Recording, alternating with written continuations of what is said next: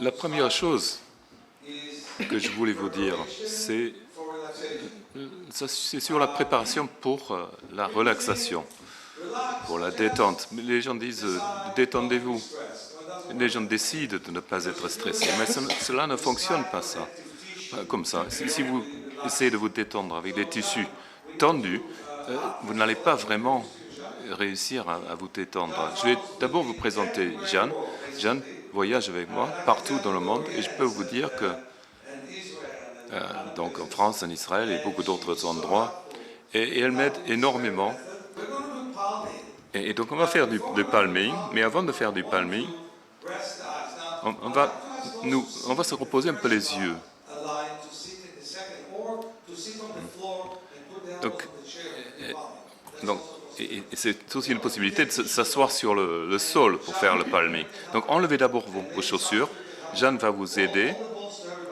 On va faire rouler les balles. Je veux que chaque personne dispose d'une balle pour se masser le pied.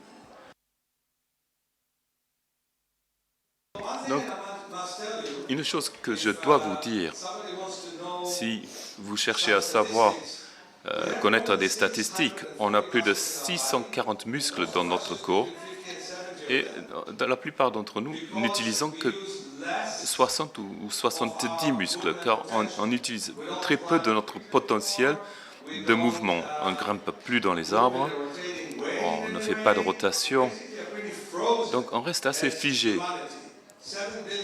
Donc l'humanité entière, 7 milliards de personnes sont assez figées. Donc il faudrait s'ouvrir, essayer de radoucir notre tissu connectif pour utiliser davantage de muscles. Ça, c'est l'un des principes de mon livre, le réveil par l'auto-guérison. Et on va utiliser les muscles que nous ne savions pas exister. C'est un peu comme si on cherchait les 10 tribus israéliennes perdues, mais en les retrouvant. Donc on va utiliser les muscles pour se détendre le tissu connectif dur autour du muscle, qui est toujours sursollicité. Donc essayez, non pas de chaussures, enlevez vos chaussures s'il vous plaît. Et mettez-vous debout. Tout le monde dispose d'une balle ou pas encore?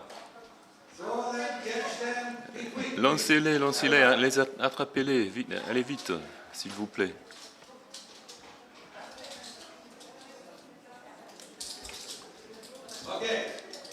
Okay, tout le monde dispose d'une balle de tennis, ça doit être simple, donc bougeons de 6 manières différentes. D'abord, du grand orteil vers le talon et dans l'autre sens, et appliquez un peu de pression. Si vous avez un problème plantaire, ça peut aider toujours, mais si vous avez un problème qui vous indispose vraiment, ne le faites pas. Mais sinon, faites des mouvements d'un côté à l'autre et appliquez une pression entre le talon et entre les doigts de pied au milieu, et ainsi de suite. Je vois beaucoup d'entre vous qui regardez vos pieds. Pourquoi? Vous les sentez, vos pieds. Vous n'êtes pas obligé de les regarder. C'est comme ça aujourd'hui. On entend quelque chose, on regarde. On goûte quelque chose, on regarde. On sent quelque chose, on regarde. Nos pauvres yeux, le système visuel est exténué. Donc, moi, je viens d'un monde d'aveugles. Donc, vous qui disposez d'une vue, d'une bonne vision, utilisez vos autres sens. Allez, faites le mouvement toujours, le gros orteil vers le talon, et essayez de varier. Le petit doigt, voilà, d'un côté vers l'autre, et puis ensuite d'un côté à l'autre, au milieu du pied, et exercez une pression pour casser la balle. Ensuite, sur le talon, et encore avec un mouvement de rotation, et vous sentez le massage que vous appliquez à votre pied. Donc, tenez-vous debout sur vos deux pieds. Est-ce qu'il y a une différence entre les deux pieds maintenant? Est-ce que vous sentez qu'il y a quelque chose? Est-ce que vous sentez que le pied que vous avez massé est plus proche du sol? Oui. Donc on va commencer avec l'autre pied. Nous connaissons l'exercice maintenant. Donc le doigt de pied vers le talon et vice-versa. Je voyage toujours en avion avec 2 balles de tennis. C'est pour mon dos, c'est pour mes pieds. Et Jeanne, apportez-moi l'autre balle, la balle Banga. Donc tous les autres passagers savent que je voyage avec des balles de tennis, car souvent, elles roulent au fond de l'avion. On doit me les ramener. Ça roule dans le couloir. Donc, attendez. Donc, respirez bien. Par le nez. Encore le doigt du pied vers le talon. Et vers le milieu du pied. Le petit doigt de pied vers le talon. Et on revient. On sent un effet calmant. Encore le gros orteil vers le talon et vers le gros orteil de nouveau. Vous sentez la douleur, la petite douleur. Le doigt de milieu du pied vers le talon et ainsi de suite. D'un côté vers l'autre, sous vos doigts de pied, vers le milieu du pied et ensuite exercez une pression. Ok. Faites maintenant une rotation de façon détendue. Il y a beaucoup de choses d'autres que je voudrais vous raconter, mais je dispose de très peu de temps lors de cette séance. J'adore ça, j'aime me frapper, surtout sur la poitrine. Ça aide beaucoup, ça aide le système immunitaire à se taper dessus. Et j'aime me taper entre les épaules. C'est assez dur de le faire, hein. Il faut être souple, mais voilà. Donc, achetez vos balles Banga. Et ça, c'est quelque chose de très utile à faire. Donc, avant de s'asseoir, on va faire autre chose. Donc,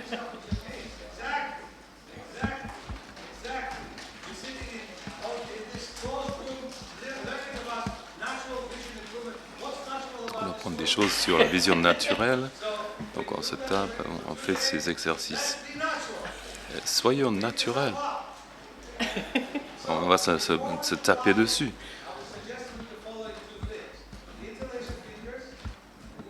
Donc on fait une rotation avec les bras, les mains serrées dans l'autre sens.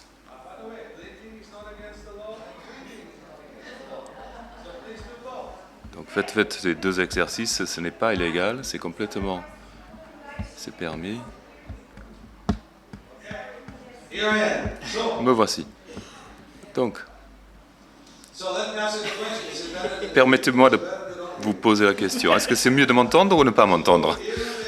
Donc faites le mouvement de rotation dans les 2 sens. Et maintenant, entrelacez vos doigts. Ensuite, derrière la tête. Et bougez vos bras dans un mouvement de rotation. Et lorsque vous montez comme ça, vous détendez vos épaules. Et lorsque vous tendez vos doigts comme ça, là aussi, on détend ses épaules. Parfois, il y a trop de flexion et il n'y a pas assez d'extension. Donc, on va vers le bas. Donc, je vais sauver le micro, que ça ne tombe pas. Vers le bas, complètement vers le bas, à fond. Bien derrière la tête, de l'autre côté. Et puis ensuite, avec un mouvement de rotation dans les 2 sens. Frottez-vous les mains. Les mains sont un peu plus chaudes maintenant. Oui ou non? Je ne sais pas comment vous vous sentez, mais si vous avez peur de la pandémie Covid, ne le faites pas. Mais bon, Béatrice, viens ici. Je vais frotter vos mains. Tes mains, tu vas me frotter les miennes, un peu comme dans un sandwich, les unes à l'intérieur de l'autre. Cherchez un partenaire, si vous n'avez pas peur, pour vous frotter les mains. Frottez-vous les mains, les uns les autres. Respirez profondément et lentement.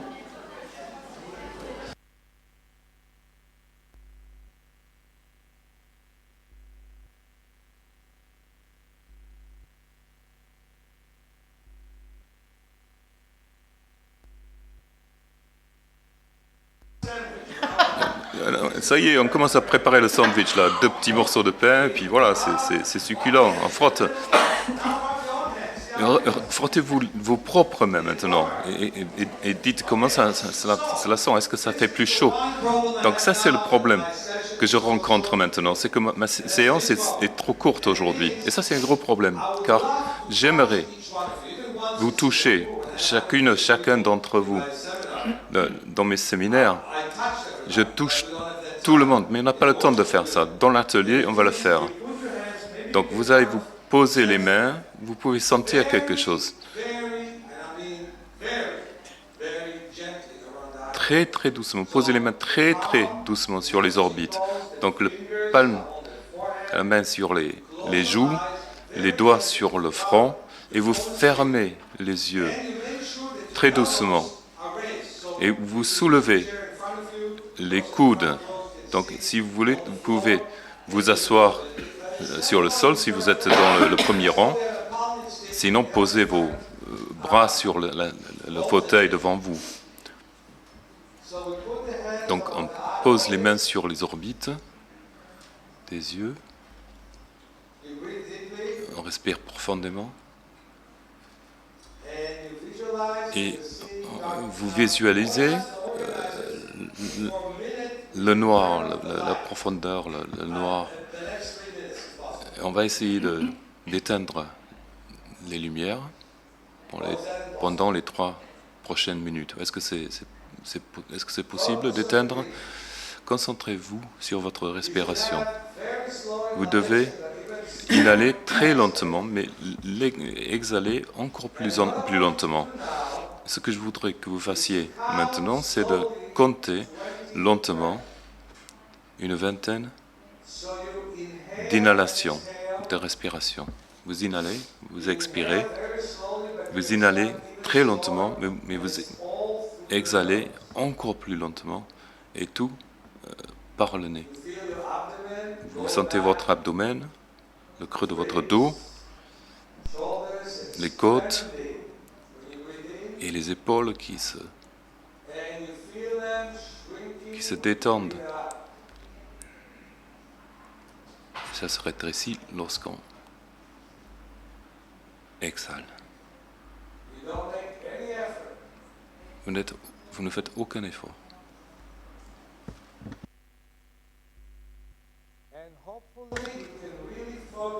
Et j'espère que vous allez pouvoir vous concentrer sur le fait de compter une vingtaine de fois. Ce n'est pas facile.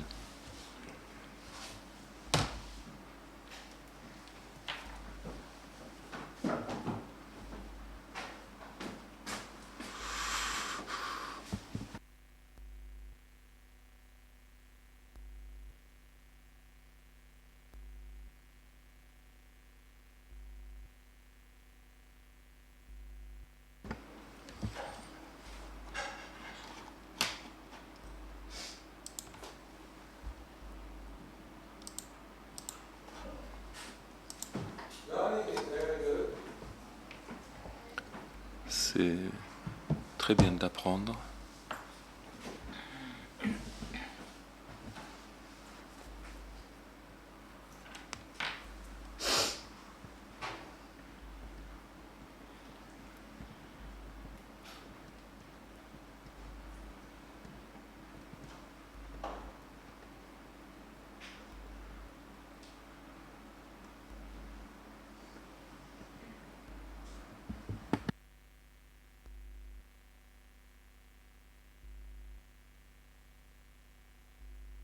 Make sure that you never put pressure. N'exercez jamais de pression sur vos joues. S'il faut appliquer de la pression, exercez-la sur vos coudes. Mais le mieux, c'est tout simplement de vous détendre. N'oubliez pas jamais d'appuyer ne jamais appuyer sur les joues.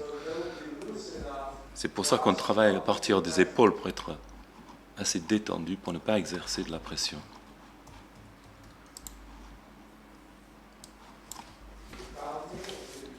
Continuez à compter jusqu'à arriver à 20. Et visualisez le noir.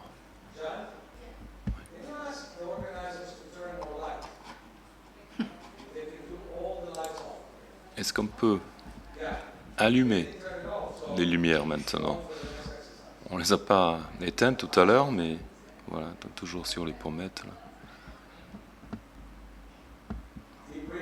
Continuez à respirer.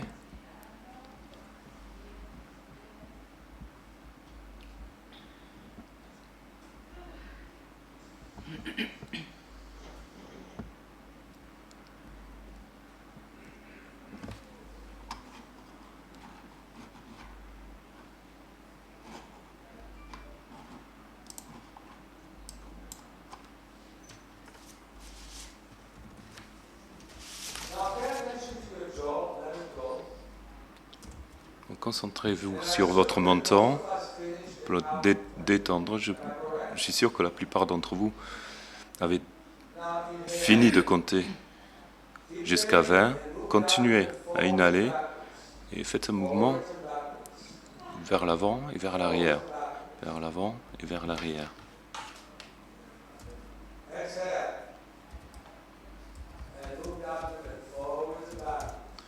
Expirez et faites bouger l'abdomen vers l'avant et vers l'arrière. Et puis, doucement, très doucement, vous allez enlever vos mains.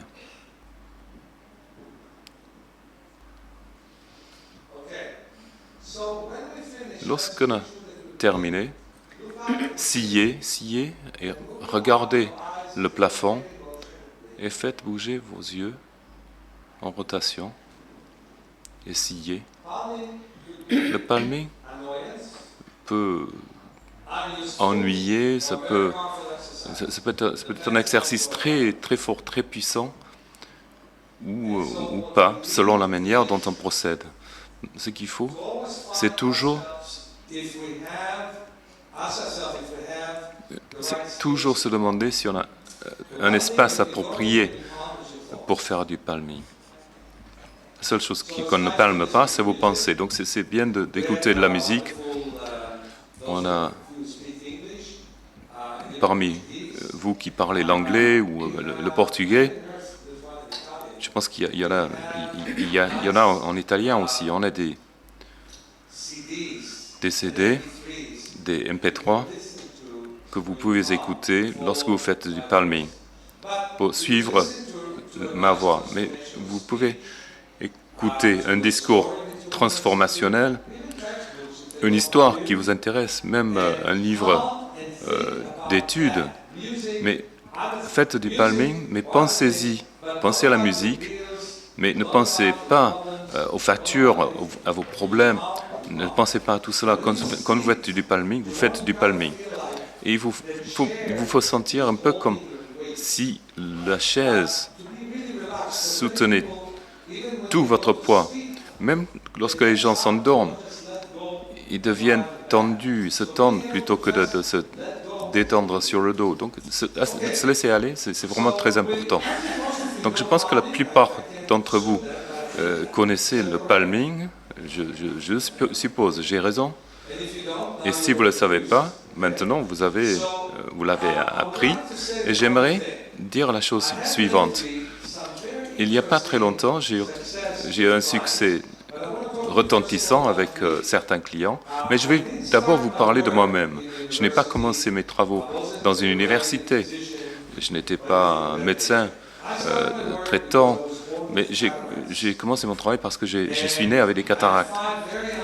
Et j'ai subi 5 interventions chirurgicales ratées. Je vais vous en montrer des images. Et puis après, il y avait beaucoup de tissus. Donc voilà, j'ai été élevé pour lire en braille. Mes parents étaient sourds. Imaginez qu'ils souhaitaient que je leur parle, mais je ne pouvais pas apprendre le langage des signes parce que je ne voyais pas. Et je ne sais, mon père soulevait toujours ma tête pour regarder mes lèvres. Il voulait que je lui raconte les actualités. Et c'était en Israël à l'époque. Et c'était difficile à l'époque de raconter des choses. Et c'était difficile. Je ne savais pas pourquoi ma nuque me faisait toujours mal. Et on me connaissait le fils aveugle d'Abraham dans le quartier à Tel Aviv. Et il m'emmenait vers des réunions avec mon livre de braille. Et j'étais une sorte de junkie des livres. Je lisais sans arrêt, beaucoup, un verre de livres, comme on dit en anglais.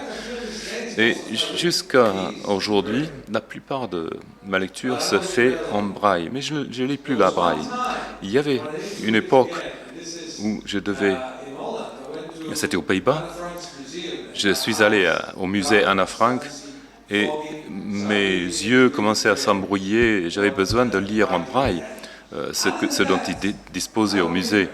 Mais sinon, je ne lis pas en braille. Mais ça, c'était mon enfance. Et pour vous montrer, pour vous en raconter davantage, ça, c'est un objectif, un œil normal, vous le voyez. Sinon, j'ai une classe demain et après-demain pour en parler. Oui, c'est voilà, le cristallin. Ça, c'est le mien, le cristallin. Vous voyez la différence entre les deux? Vous voyez? Est-ce que vous voyez assez clairement ou est-ce qu'il faut que je me rapproche? Ça, c'est mon cristallin. Ça, c'est le cristallin de ma ex-femme. Donc, mes pupilles ne pouvaient pas s'ouvrir complètement. Il n'y avait que 2 endroits qui étaient assez sombres pour laisser passer la lumière. Je vous montre ça correctement. Vous voyez tout ça? Donc,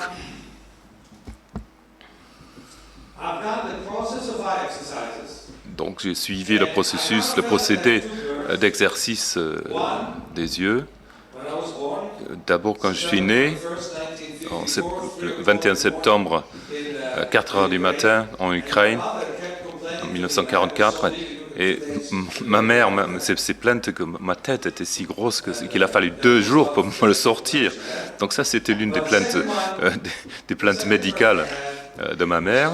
Le deuxième problème, c'est que quand j'avais 16 ans et 9 mois, et j'ai commencé à prendre des exercices des yeux, c'était un peu comme ma deuxième naissance. Et aujourd'hui, j'écris, je lis, j'écris et je conduis.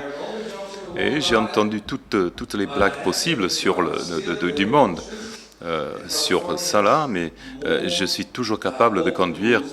Et la Californie a une réglementation plus libre. Et ils permettent aux gens qui ont des déficiences visuelles à conduire. Et moi, j'étais à peu près à 50%. J'ai commencé avec une vision à 1%, où je voyais que des ombres, vers 70% de vision, où je vois la moitié dans le charte des lettres Sneller à 6 mètres. Et ça s'améliore tout le temps. Il y a 2 autres cas dont je voudrais parler. D'abord, Jeanne, est-ce que vous pouvez l'expliquer en français? Vous pouvez le faire vous-même peut-être en français. Voilà le micro. Vous n'êtes pas obligé de monter sur le... J'ai eu une dégénérescence de la rétine, un pseudo-trou lamellaire, et puis le chirurgien me pressait d'avoir une vitrectomie, où est-ce qu'il enlève le vitré et met du gaz ou du silicone à la place. J'ai refusé dans les premiers 5 minutes. Durant 1 an et demi, j'ai ajouté dans ma vie tout ce que je pouvais rajouter. Et puis, c'était pas suffisant. J'ai rencontré Meir pour un atelier, ensuite pour une rencontre privée, un atelier de 2 jours. Je suis allée à sa conférence, je suis revenue chez moi avec Vision for Life, travaillé durant 1 mois. Et le même chirurgien qui recommandait, me pressait d'avoir une chirurgie, disant que c'était urgent depuis 1 an et demi, ne recommandait plus l'intervention chirurgicale. C'était en 2012 et j'ai revu le même chirurgien 2 fois par année et c'est toujours la même chose. Donc, je suis très reconnaissante d'avoir rencontré cette personne. Merci. Ok. Okay.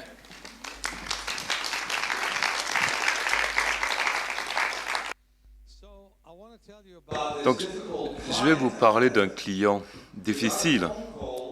On m'a appelé au téléphone. C'était début mars de l'an dernier. Non, de cette année. Mars de cette année. Et elle voulait se faire rembourser pour les lunettes qu'on lui a vendues. Parce qu'elle disait qu'il y avait comme un rideau dans son œil droit. Donc il y avait quelque chose qui n'allait pas.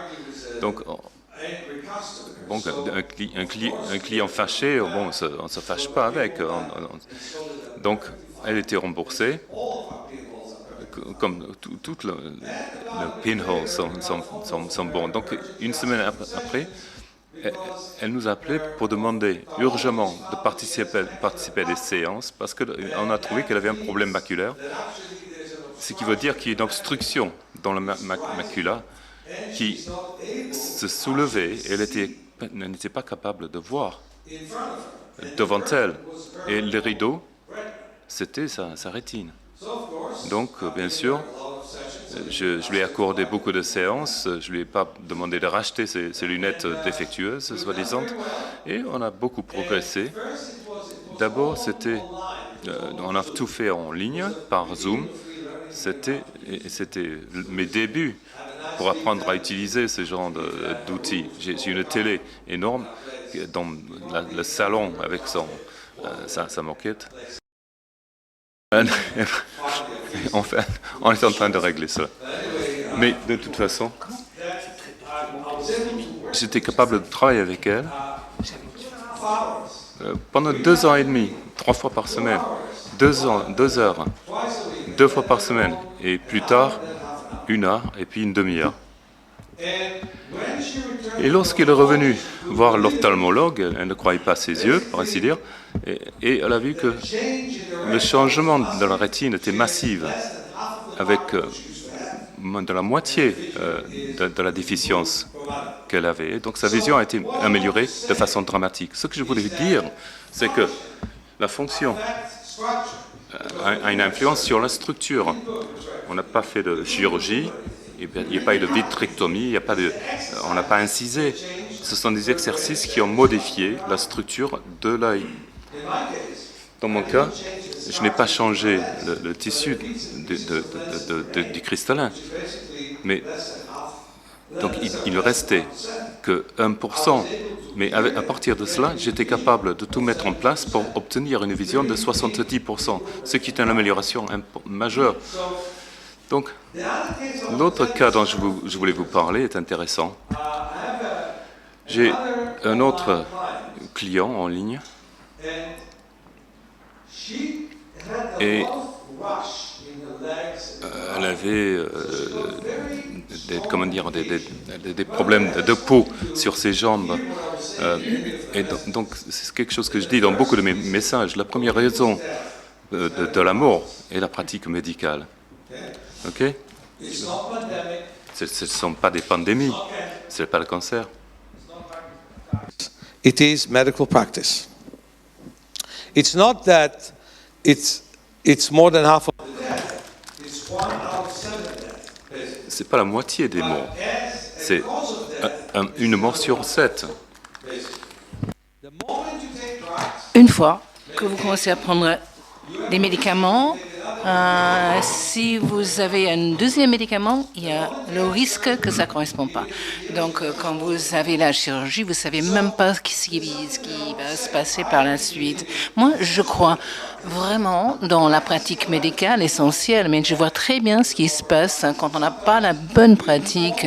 Et des fois, on suit les procédures standards, la norme, et alors qu'ils n'ont même pas découvert qui n'a pas fonctionné. C'était quoi le médicament? Ah ouais, thalidomide, en fait, qui était si populaire. Moi, j'ai rencontré des gens qui sont avec des problèmes de glaucome, qui ont toutes sortes de problèmes. Et alors que ce médicament était si bien accepté. Avant, on disait il faut prendre de l'aspirine pour empêcher la coagulation des sangs, alors que maintenant, nous savons très bien que ce n'est pas vraiment le cas, mais par contre, il y a des problèmes au niveau de la foi, etc. Moi, je risquais d'aller en prison quand je disais aux gens que c'était très risqué de faire des traitements par laser pour les problèmes maculaires. Et alors que maintenant, tous les médecins disent la même chose. Ils disent que maintenant, ils vont mettre toutes sortes d'injections en place, des gouttes, etc. Et on trouve que, alors que ça fonctionne pendant une certaine période, ça ne dure pas. Donc, je vais revenir à mon client, là, Phoebe, elle s'appelait, hein, c'est ça, d'Australie. Et elle a pris un médicament pour empêcher une irritation de la peau, tout simplement. Et à la fin, elle avait besoin d'une amputation des 2 jambes, la moitié de sa main et les doigts de l'autre, les bouts de doigts de l'autre. C'est incroyable. Donc, suite à une médicament, donc il faut vraiment se rendre compte du danger de ces choses-là. Un de ses yeux était vraiment mou, donc il a enlevé l'œil. Il faut savoir que quand on parle de la pression, entre 10 et 20 est considérée comme la tension normale, qui correspond au mercure. Au-dessus de 20, c'est plus élevé, sauf si vous avez des problèmes de glaucome, de tension basse ou normale. Alors qu'avec 9 ou moins, c'est considéré être trop bas par rapport à la pression. Et vous imaginez, si vous avez une tension basse, elle était au niveau de 2. Si vous êtes en train de conduire et vous avez des pneus qui n'ont pas d'air. Donc, ce qui s'est passé, c'est que elle a eu la pression au niveau 2. On a commencé à faire des exercices oculaires et on a réussi à monter jusqu'à 9. Donc, on a sauvé son œil gauche, mais son œil droit. Quelqu'un m'a appelé en disant le problème de glaucome. J'ai un problème de cécité dans un œil. Les médecins me disent d'enlever l'œil, mais après avoir enlevé l'œil de cette dame, l'orbite saignait, ne s'est pas cicatrisée. Ils ont fait toutes sortes de greffes qu'ils ont appliquées dans l'orbite. Un jour, elle m'a appelé. Elle m'a dit, mon médecin m'a dit qu'il faut que je prenne beaucoup d'antibiotiques. Écoutez-moi, hein, pas au papier. Et donc, mon médecin m'a dit que j'ai besoin d'antibiotiques. J'ai dit non. Il faut mettre un patch sur l'œil qui voit bien et il faut cligner l'œil en direction du soleil. Le chirurgien a accepté ce que j'ai dit. Ils ont enlevé ce cours d'antibiotiques et l'orbite s'est guérie entièrement. Donc, elle était prête pour la prothèse. Donc, c'est un cas intéressant où il n'y a pas de vision, alors que le soleil vous aide néanmoins. C'est quand même intéressant.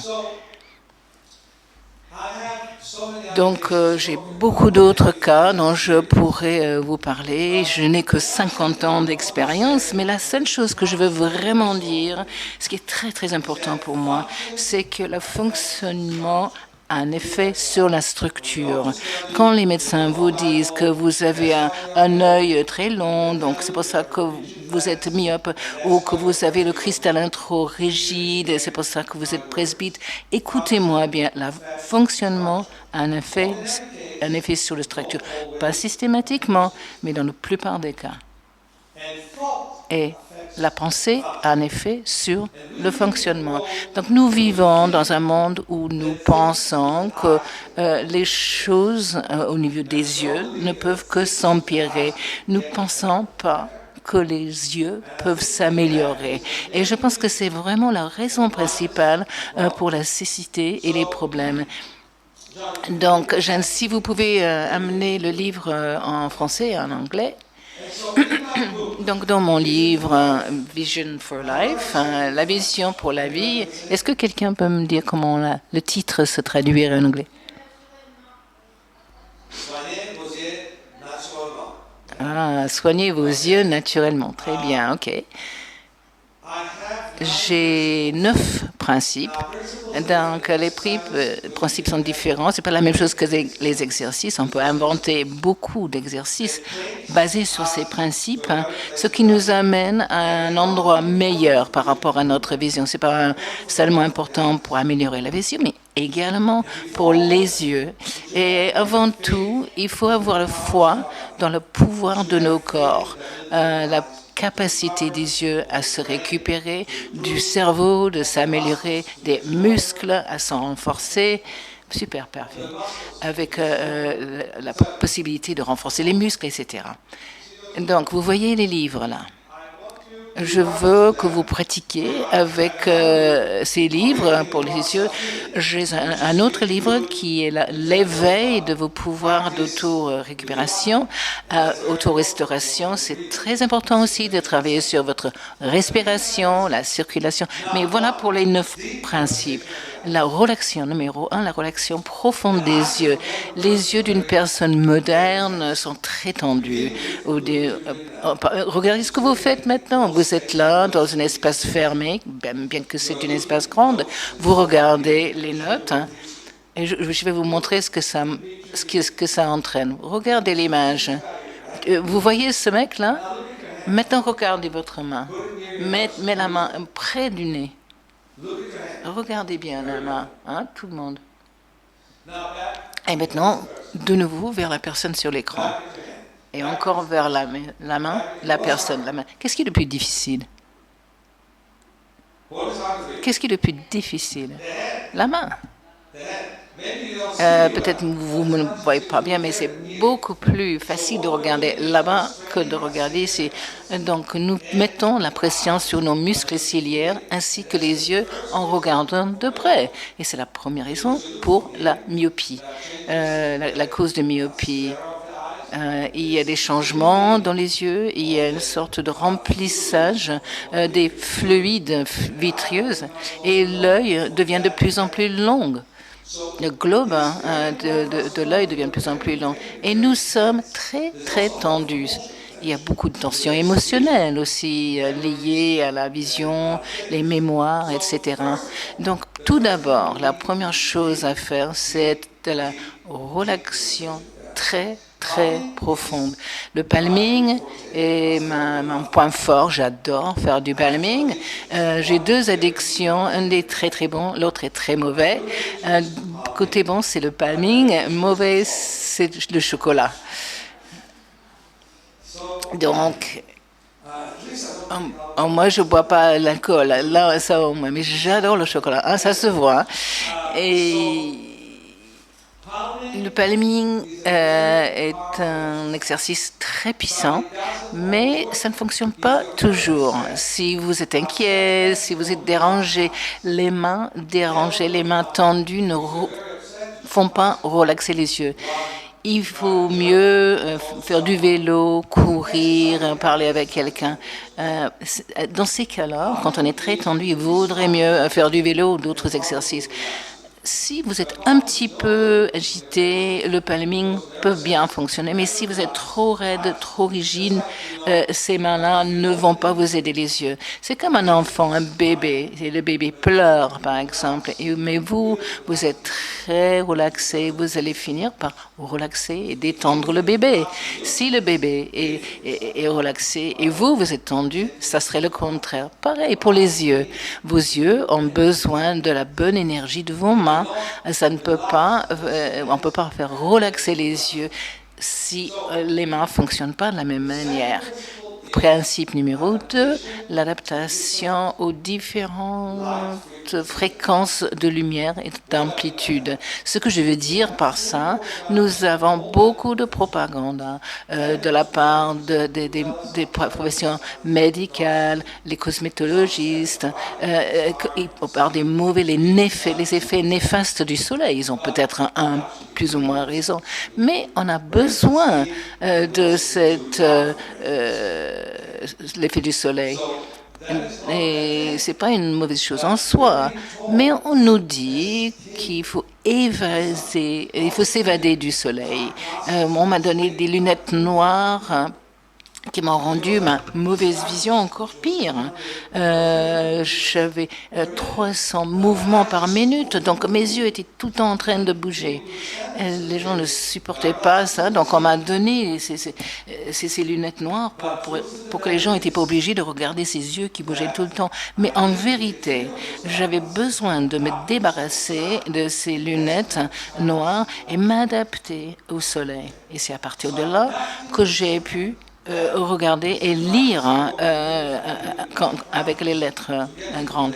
Donc, j'essaie avec mes clients de les amener à une situation où ils s'adaptent au soleil fort et à partir de là, ils voient une amélioration au niveau de leur vision. Pour les myopes, par exemple, ma femme, mon ex-femme, a réduit de 5,5 à 3 dioptères en 2 mois en faisant du travail sur le toit de sa maison. Donc, elle était exposée au soleil très fort d'Israël et elle lisait et écrivait au soleil. Normalement, on perd un dioptre par mois, alors que ça s'est passé très rapidement. C'est parce que nos pupilles deviennent plus fortes, les fluides sont drainés, la rétine se réveille, s'ouvre entièrement, surtout les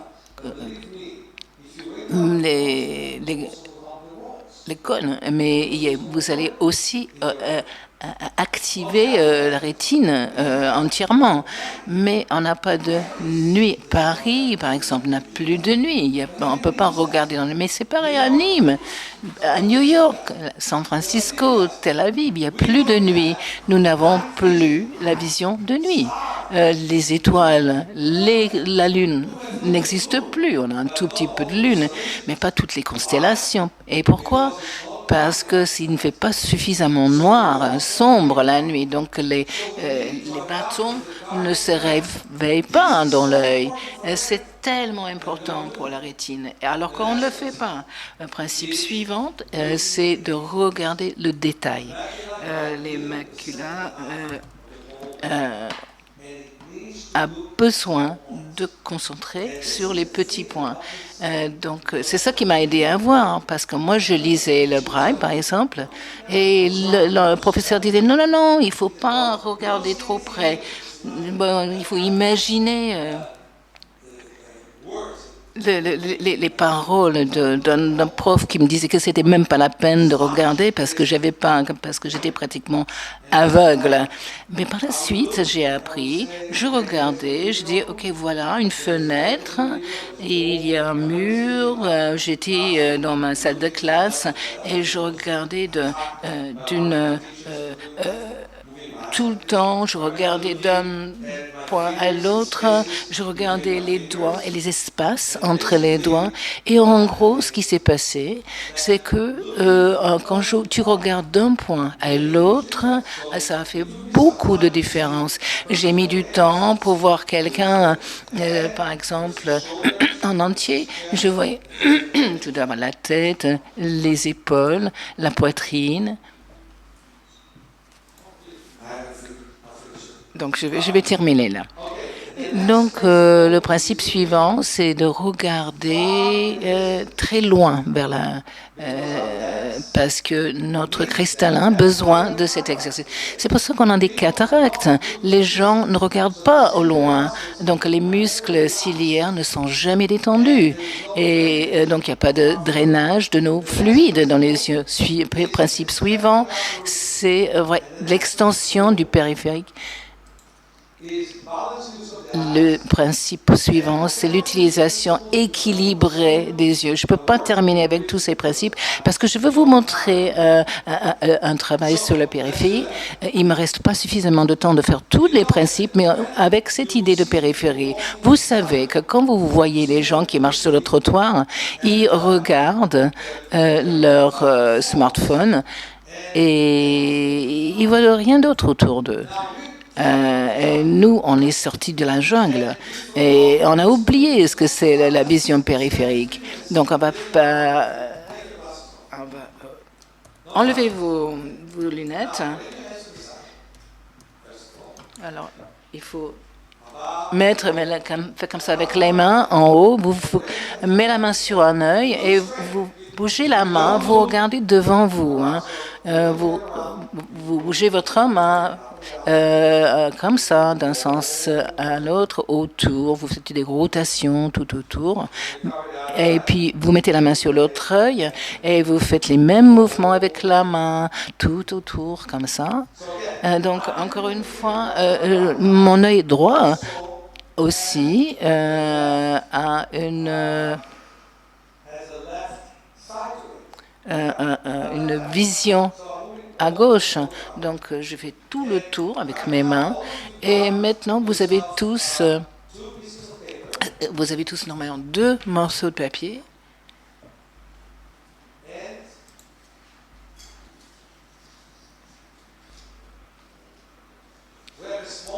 Un petit et un gros. Donc, vous mettez ça entre les yeux, comme ça. Vous avez qu'un seul morceau de papier? Vous en avez 2 normalement. Les gens ne voient pas bien, hein, il y en a 2.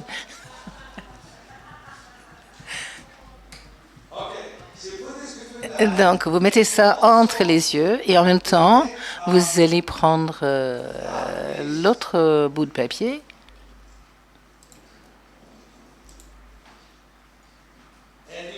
Et vous le mettez là. Vous voyez au milieu. Et donc, ça entre les yeux.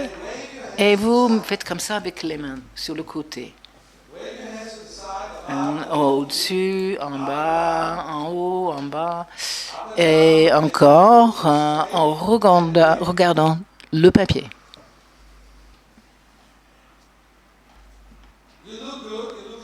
On dirait que vous faites partie de l'école pour l'auto-récupération. Donc, vous mettez les mains près des oreilles, près des épaules et au loin. Il ne faut pas juste battre votre voisin. Attends, vous regardez devant. Maintenant, vous prenez le gros morceau et vous le mettez là, sur le nez.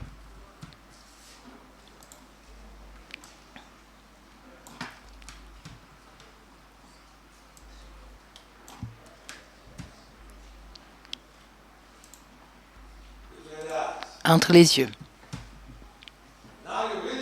Et maintenant, vous faites vraiment partie de cette école d'auto-récupération. Voilà, on fait les mouvements avec les mains en haut, près des épaules. On reprend le petit morceau de papier, on le pose entre les yeux. On fait le même mouvement avec les mains. Et maintenant, on a un peu plus d'espace dans notre périphérie. Et vous le faites vite parce qu'on me dit que j'ai déjà dépassé mon temps. Donc, continuez avec ce mouvement avec les mains. Et vous clignez les yeux. Et là, vous remettez le gros morceau de papier. Vous faites les mêmes motions. Encore, oui. C'est dur comme travail.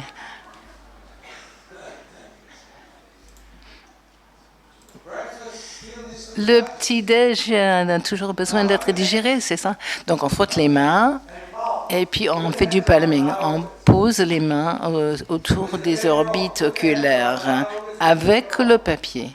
Toujours. Et ma question, est-ce que vous voyez foncé ou noir?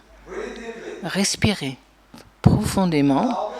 Ouvrez bien les yeux. Vous continuez, vous gardez le papier. Vous faites encore cette motion avec les mains. En haut, en bas, près des oreilles, près des épaules et plus largement. Maintenant, vous remettez le petit morceau de papier. Ah, rapide, il faut le faire rapidement. Et je vais vous poser une question là. Est-ce que le petit est plus petit? Est-ce que le petit morceau... Super, félicitations. Ça veut dire que le champ de vision s'est élargi. Et au lieu de toujours vérifier la taille, j'ai terminé. Et il faut dire que notre potentiel est immense. Il faut simplement pratiquer et croire. Donc, j'ai le temps pour les questions et les réponses. Monsieur, mais comment comment est-ce que vous motivez les gens qui ne voient pas le détail parce qu'ils n'ont pas beaucoup de vision? Comment est-ce que vous faites pour les motiver, pour qu'ils cherchent les détails? Qu'est-ce que vous leur en dites? C'est une très bonne question. La réponse, c'est être eux, essayer d'être comme eux quand ils font l'exercice. Tu les laisses lire, par exemple, des lettres en gros. J'avais encore un mec qui s'appelait Eduardo. Il a un AVC suite à la Covid. Il était en Mexique. J'ai travaillé avec lui. Et notre grande réussite, c'est qu'il arrivait à lire des lettres de cette taille-là. Il n'y a pas de charte avec des lettres de cette taille-là, mais nous en avait créé. Et si vous n'arrivez pas à faire aider les gens à lire les chartes et les détails, il faut essayer de comprendre leur vision. Il faut être comme quand Mohamed ne veut pas aller à la montagne, c'est la montagne qui va vers Mohamed. Il faut vraiment essayer de les comprendre et il ne faut pas essayer de les faire correspondre à votre pratique. Il faut faire le contraire. I think we're done. Thank you, everybody. Sorry for being late. Merci tout le monde. Désolé.